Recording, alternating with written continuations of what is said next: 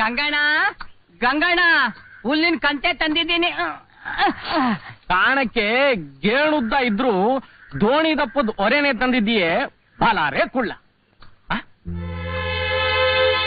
ಪುರುಷರತ್ನ ಇದೆಲ್ಲ ಸಿಕ್ತು ನಿಂಗೆ? ನಾವು ಹುಲ್ ಕುಯ್ಯೋವಾಗ ಅದ್ರ ಜೊತೆಗೆ ಇದು ಬಂದಿರ್ಬೇಕು. ಪುರುಷರತ್ನ ಅಂದ್ರೆ ಏನು ಗಂಗಣ್ಣ? ಇದು ಭಾರಿ ಅಪರೂಪ ಮಗ.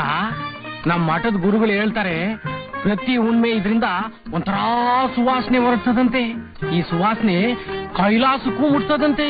ಇದನ್ನ ಮೇಯೋ ಸಲುವಾಗಿ ಆ ಶಿವನ ವಾಹನ ನಂದೀಶ್ನೆ ಇದ್ ನೋಡ್ಕೊಂಡ್ ಭೂಲೋಕಕ್ಕೆ ಬರ್ತಾನಂತೆ. ನಮ್ಮ ಅವನಾಣೆಗೂ ಹಂಗಾರೆ ಒಳ್ಳೆ ಸಮಯ ನೋಡ್ಕೊಂಡಿದ್ದು ಆ ನಂದೀಶ ಭೂಲೋಕಕ್ಕೆ ಬಂದಾಗ ಅವನು ಹಿಡ್ದು ಅವನು ಮೂಗ್ದಾರ ಹಾಕಿ ನಮ್ಮ ಹೊಲ ಗದ್ದೆಲೆಲ್ಲ ಚೆನ್ನಾಗಿ ಉತ್ಬಿಟ್ರೆ ಹೊಸ ಹೊಸ ಬೆಳೆ ಬೆಳಿಬಹುದು ಅಲ್ವಾ ಗಂಗಣ್ಣ? ಅಯ್ಯೋ ಪೆದ್ದೆ, ನಂದೀಶ ದ್ಯಾವ್ರು ಕಣೋ. ಅವನು ಹೊಲ ಉಳಕ್ ಬಿಟ್ರೆ ಬದುಕ್ತಾರ? ಆ ಮಾನ್ ಭಾವನ್ನ ಸೂಕಂಗ್ ಮುಟ್ಟಿದ್ರೆ ಸಾಕು, ಶಾಪ ತಾಪ ಎಲ್ಲ ಮಠಮಾಯ ಆಗೋಗ್ತದ. ಮಲ್ಲಿ, ನಮ್ ಕುಳ್ಳಣಂಗೆ ಪೊಗಡೋಸ್ತಾಗ ಒಂದು ಉಂಡೆ ಬೆಣ್ಣೆ ತತ. ಈ ಬೆಣ್ಣೆ ಯಾಕೆ ಗಂಗಣ್ಣ? ಬೆಳಿಗ್ನಿಂದ ಕಷ್ಟಪಟ್ಟಿದ್ಯಪ್ಪ, ತಕೊಂಡು ಹೋಗು ಮಗ. ಕೊಡವ ಬರ್ತೀನಿ.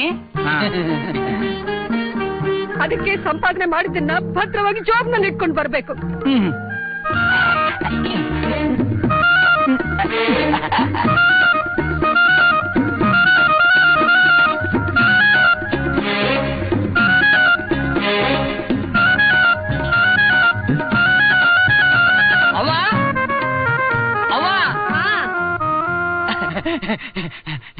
ಅವ್ವ, ನೀ ಹೇಳಿದ್ದೆಲ್ಲ ಭದ್ರವಾಗಿ ಜೇಬಲ್ಲಿ ಇಟ್ಕೊಂಡ್ ಬರ್ಬೇಕು ಅಂತ ಇಟ್ಕೊಂಡ್ ಬಂದಿದ್ದೀನಿ ಅವ್ವ.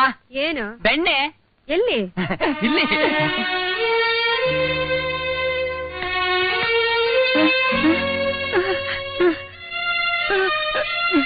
ಅಯ್ಯೋ ಪೆದ್ದ, ಇದನ್ ಯಾರಾದ್ರೂ ಜೋಬಲ್ಲಿ ಇಟ್ಕೊಂಡ್ ಬರ್ತಾರೇನೋ? ನೀರಲ್ಲಲ್ವಾ ಇಟ್ಕೊಂಡ್ ಬರ್ಬೇಕು. ಸರಿ ಅವ್ವ. ನೀರಲ್ಲಿ ಇಟ್ಕೊಂಡ್ ಬರ್ಬೇಕು, ನೀರಲ್ಲಿ ಇಟ್ಕೊಂಡ್ ಬರ್ಬೇಕು, ನೀರಲ್ಲಿ ಇಟ್ಕೊಂಡ್ ಬರ್ಬೇಕು. ನೋಡಪ್ಪ, ನಮ್ ಕಾಲನ ಬೇರೆ, ನಿಮ್ ಕಾಲನ ಬೇರೆ. ನಾನು ಏನಾದ್ರೂ ಒಂದು ಕೆಲಸ ಹೇಳಿದ್ರೆ ಅವ್ರನ್ನ ಏನೋ ಮಾಡ್ತಾ ಇರ್ತಾರ. ಒಟ್ಟ ಕಾಲ ಸುಖ ಇಲ್ಲಪ್ಪ. ನೀ ಹೇಳಿದ ದುಡಿಮೆ ಎಲ್ಲ ಮಾಡಿದೀನಿ, ದುಗ್ಗಾಣಿ ಕೊಡು. ನೋಡಪ್ಪ ಕೊಳ್ಳಪ್ಪ, ನೀನ್ ಮಾಡಿದ ದುಡಿಮೆಗೆ ನಂತ ಕೊಡಾಕೇನಿಲ್ಲ. ತಗ ಇದನ್ನ. ದುಗ್ಗಾಣಿ? ಇದೇ ದುಗ್ಗಾಣಿ. ಇದೇನಾ?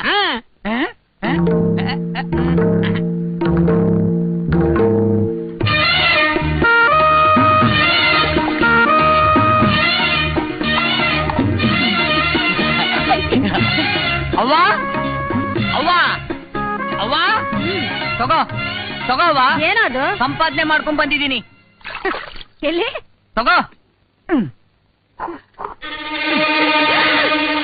ಅಯ್ಯೋ, ಅನ್ಯಾಯವಾಗಿದ್ರೆ ಪ್ರಾಣ ತೆಗೆದು ಬಿಟ್ಟಿಯಲ್ಲೋ.